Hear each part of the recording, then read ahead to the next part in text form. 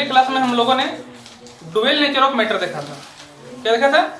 Dual nature of matter. और आज का टॉपिक है हाइजेनबर्ग्स अनसर्टेनिटी प्रिंसिपल, मतलब हाइजेनबर्ग का अनिश्चितता का सिद्धांत। पिछले क्लास में हम लोगों ने देखा था, क्या देखा था?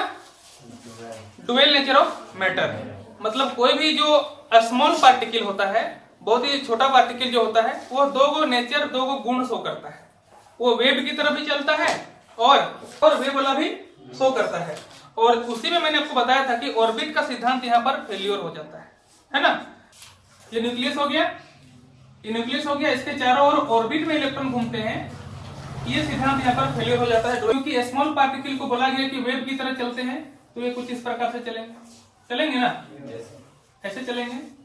तो ये क्या हुआ, एक वेव बनाते हुए घूम रहे हैं, न कि एक सर्कुलर पथ में, है ना। ये वेव की तरह घूम रहे हैं, सर्कुलर पथ में नहीं घूम रहे हैं।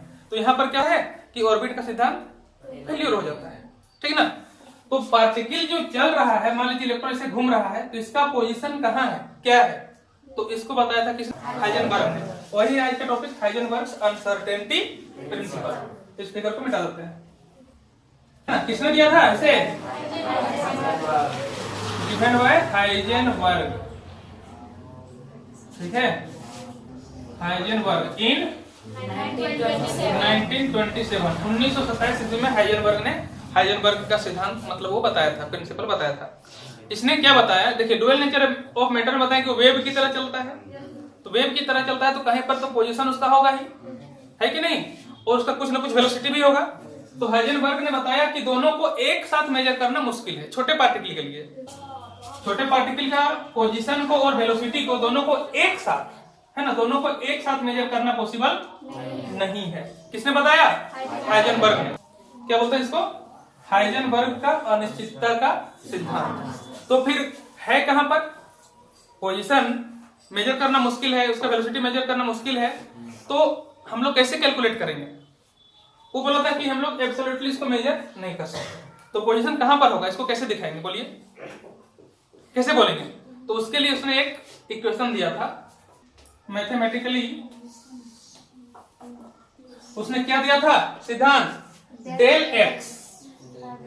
एक्स इंटू डेल पी, ये ग्रेटर देन होगा या फिर इक्वल होगा h/4π। ये हाइजेनबर्ग ने बताया। क्या बताया कि डेल एक्स और डेल पी या तो ग्रेटर होगा या तो इक्वल होगा, लेकिन लेस कभी नहीं होगा, इससे छोटा कभी नहीं होगा। ये दोनों का जो प्रोडक्ट है या तो इसका इक्वल होगा या इससे बड़ा होगा। और ये है अनसर्टेनिटी इन पोजीशन और ये है अनसर्टेनिटी इन मोमेंटम। वेयर ये क्या है? Del x equal to uncertainty in position और डेल पी इक्वल टू क्या है? Uncertainty in momentum. ये कौन बताया? हाइजेनबर्ग ने। अब देखिए कि इस इक्वेशन में लोग कुछ सुधार कर सकते हैं। देखिए सिंस ये डेल पी है ना, सिंस ये पी इक्वल टू क्या होता है? m इंटू बी होता है। देयरफॉर ये क्या हो जाएगा? Del x into del p की जगह हम लोग क्या लिख सकते हैं? m भी लिख सकते हैं ना। ये ग्रेटर देन कितना होगा? h/4π। लेकिन ये भी जो है सो तुम्हारा अलग अलग हो सकता है, लेकिन मास चेंज होगा क्या? नहीं। ये तो सर्टेन ही होगा ना, मतलब निश्चित ही होगा। ये अनसर्टेन हो सकता है, ये अनसर्टेन, लेकिन मास नहीं हो सकता है। इसलिए हम लोग क्या बोल सकते हैं? Therefore del x into del p, है ना, इंटू एम कर सकते हैं। ये ग्रेटर देन ये इक्वल होगा h/4π का, ठीक है। इसको मिटा दें। आगे हम क्या लिख सकते हैं, बोलिए।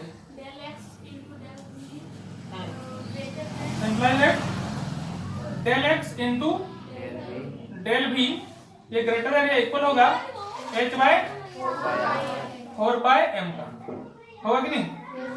ये हो गया आपका एक फॉर्मूला, ठीक है, हाइजेनबर्ग के अनसर्टेनिटी प्रिंसिपल से। तो हाइजेनबर्ग का जो अनिश्चितता का सिद्धांत है ना, ये हमारे दैनिक जीवन में इसका कोई उपयोग नहीं है।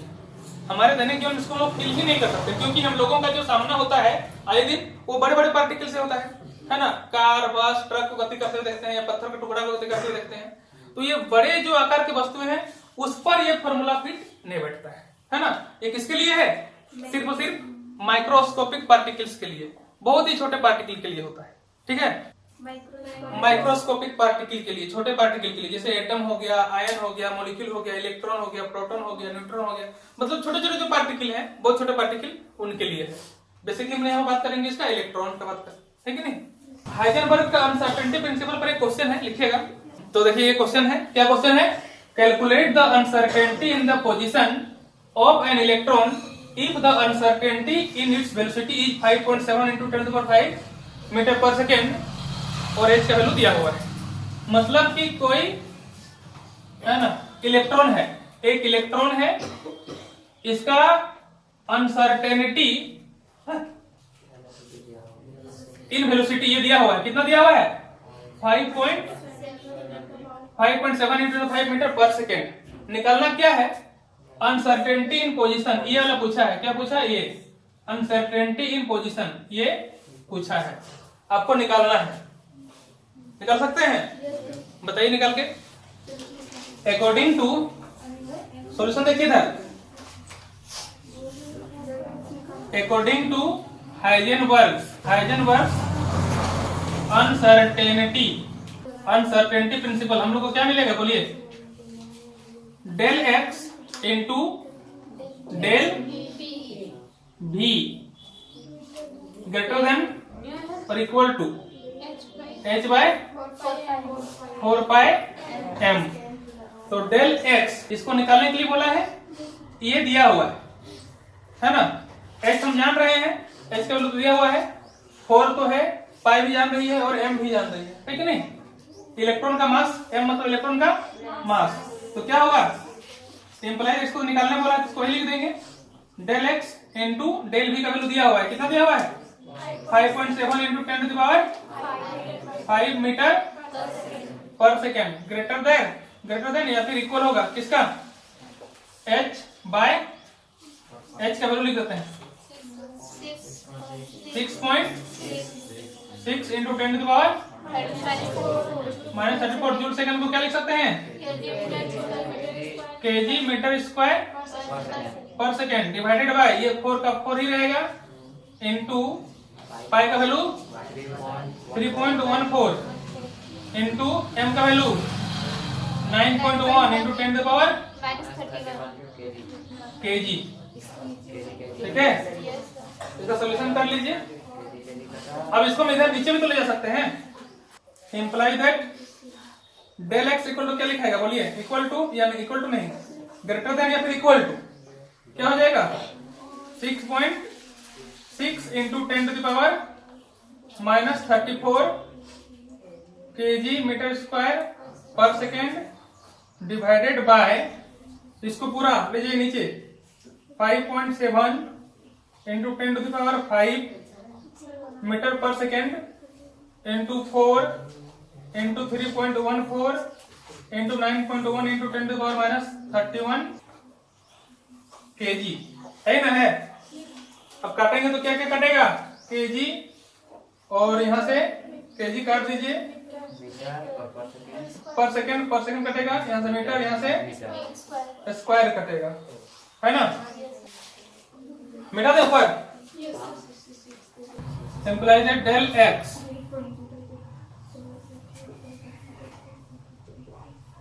(6.6 into 10⁻⁻34 into 10⁻⁻5 into 10⁻+31 divided by, क्या मिलेगा?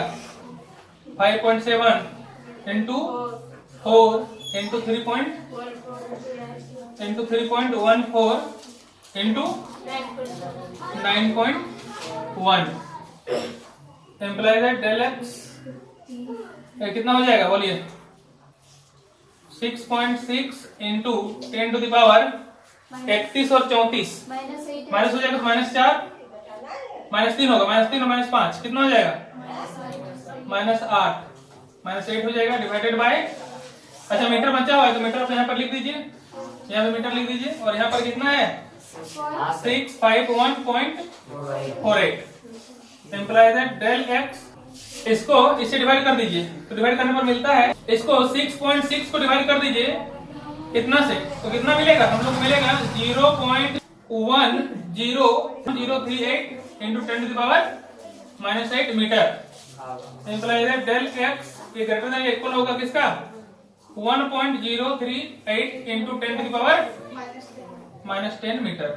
ठीक है, आप इसको ऐसे भी लिख सकते हैं कि डेल एक्स ग्रेटर देन है इक्वल है, हम इक्वल ही मानते हैं, इक्वल टू कितना आया 1.038 इंटू 10⁻⁻10 मीटर, ये हो गया आपका, ठीक ना। तो वो जो इलेक्ट्रॉन का जो पोजीशन है वो कितना होगा, इतना इसके इक्वल होगा, ठीक है, ठीक ना। जहां से ऑब्जर्व हो रहा है वहां से पोजीशन कितना होगा 1.038 इंटू 10⁻10 मीटर, ठीक ना। इसके बाद ही हम लोग का जो न्यू मॉडल है मैकेनिकल क्वांटम मॉडल, उसी को हम लोग पढ़ेंगे।